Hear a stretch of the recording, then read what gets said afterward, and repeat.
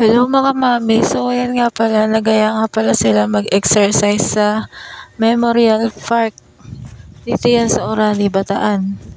Malaki nga pala ang space dito kaya pwede tayo mag-jogging. So ayan na nga, nagja-jogging na ako para iwas-iwas taba naman pag may time. Sobrang bigat na ng timbang.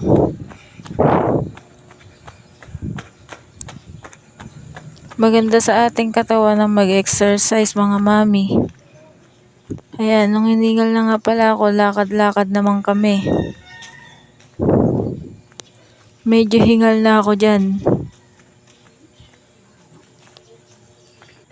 Nung nakapahinga na nga kami, so ayan na, nagbe-base bat naman sila mag-ama. Tuwan-tuwa sila dahil minsan lang naman niya magka-banding.